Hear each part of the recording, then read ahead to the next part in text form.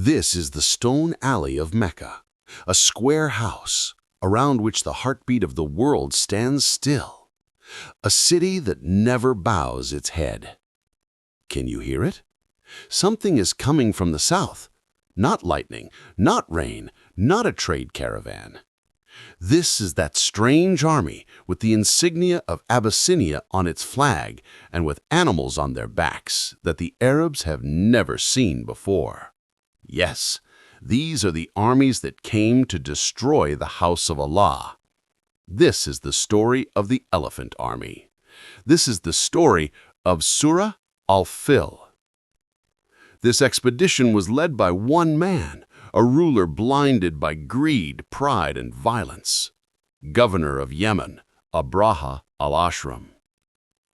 He built a huge church in Sana'a, a church through which he wanted to draw trade and pilgrims south so that they could travel through his city, pay taxes, and hold markets. He wanted to make his city the center. But there was a problem. People still went towards Mecca. Their prayers still turned towards the Kaaba. And he could not bear this fact. One night, news came. His great church, Al-Qulis, had been desecrated, mocked. This was the opportunity he had been waiting for so long. Now he could direct his anger, arrogance, and political power toward the Kaaba under the guise of law. He wanted to legalize his journey by accusing it of insulting the faith. He summoned his advisors. Someone suggested, reduce taxes, buy the route. Someone said, change the markets. But Abraha walked the other way. He decided the people must be prevented from the Kaaba. And his simple plan was, the army would advance, letters would be sent one after another to the tribes, and the language of the letters would be direct, clear, and threatening. If you stand out of our way, your markets will remain open. But if you close the roads, you will be punished in public. Then he looked at his scribe and said, what I have said, write it down. Before dawn, the message rushed through the darkness of the night. The seal of the royal seal was still warm, and the riders ran out with that sealed order. What had begun as an insult now turned into a harsh decision. And that decision began the journey north, towards Mecca. The courtyard in Sana'a was emptied.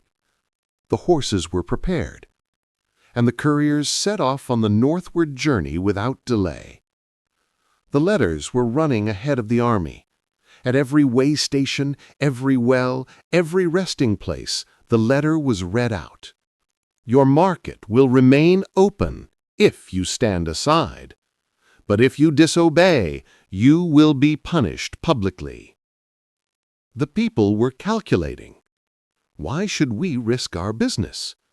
Why should we fight this huge army from the south? The Kaaba is not our source of profit.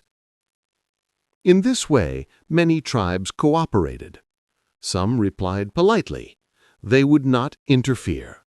Some again set up resistance in the narrow mountain passes. But those who resisted, their leaders were caught and hanged in public. The road became quiet.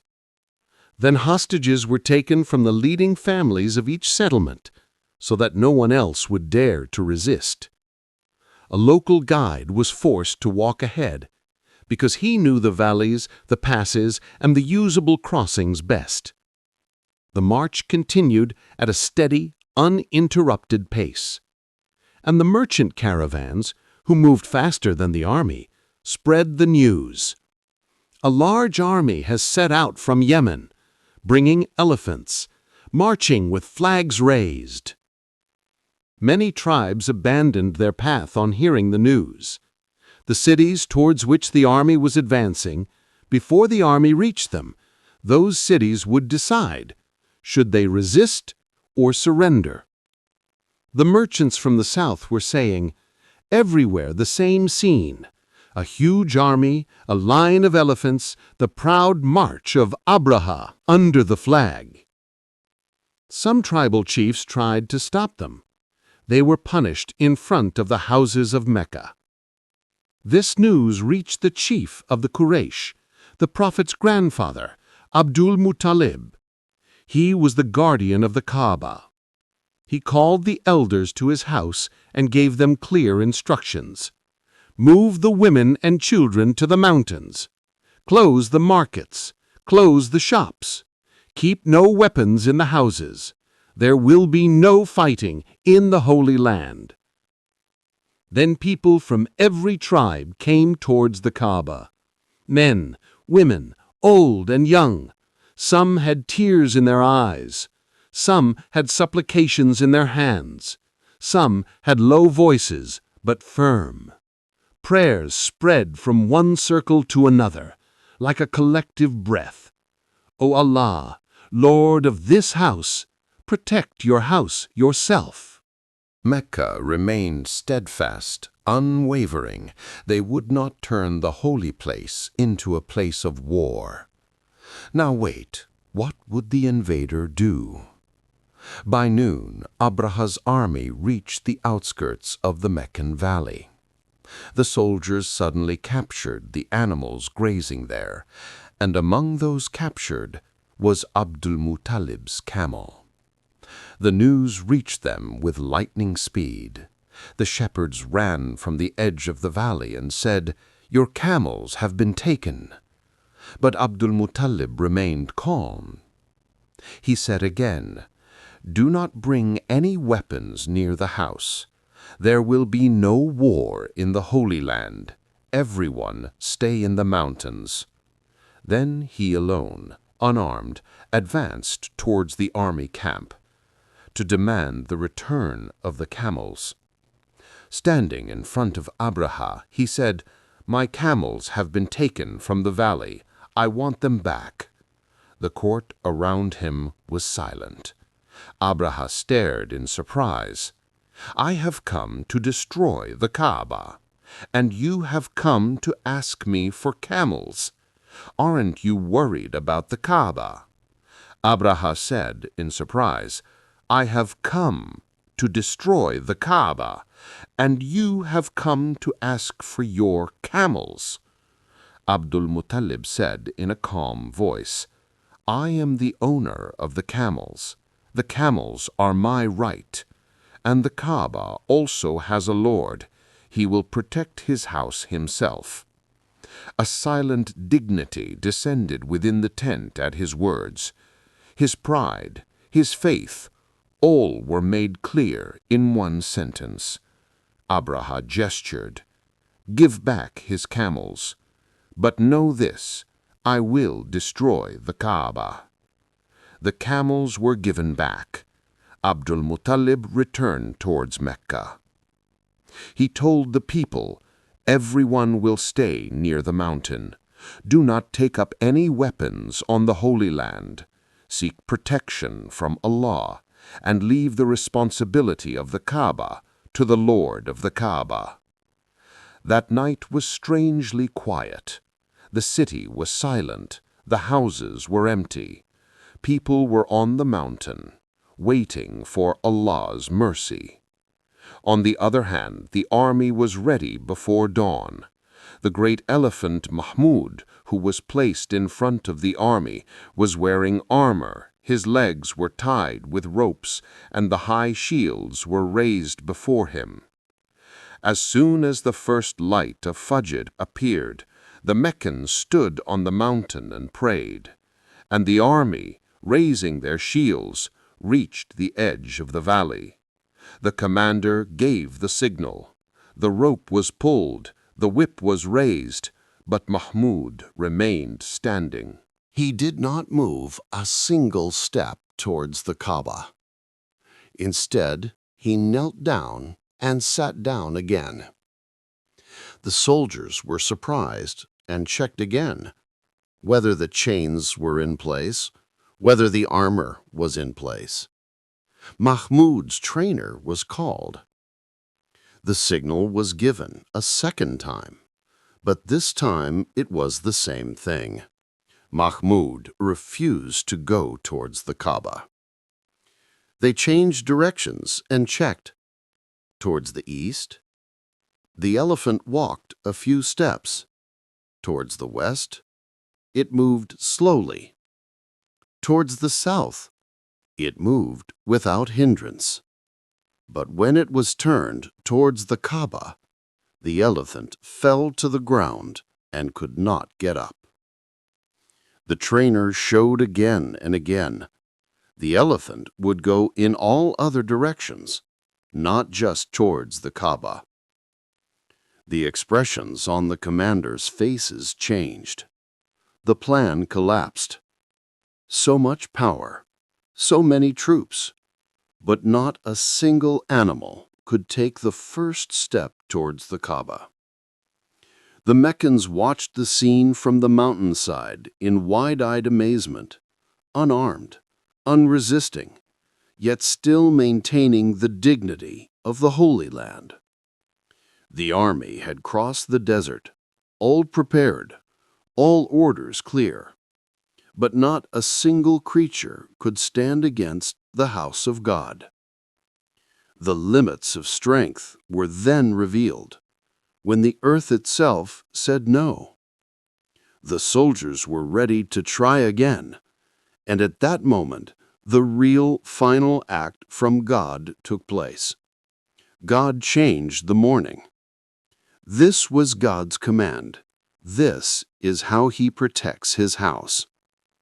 First, a few small birds appeared over the valley. Then more, flocks, their wings filling the sky. They flew in a straight line over the soldiers' heads, low, in perfect order. Each bird had a stone in its beak, and another in each claw.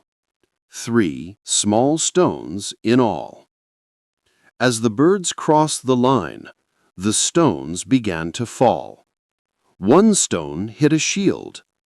The second hit a man's shoulder, and where it hit the skin, a heat, a pain, a burning sensation spread. The birds turned back again, and more stones fell. The straight line that the soldiers had held began to break. Gaps formed where the men had once stood shoulder to shoulder. The commander shouted, "Hold the line! Raise the shields!" But many bowed their heads. Some covered their clothes with their faces. Some hid under their shields. Some fell to their knees in pain and could not rise again.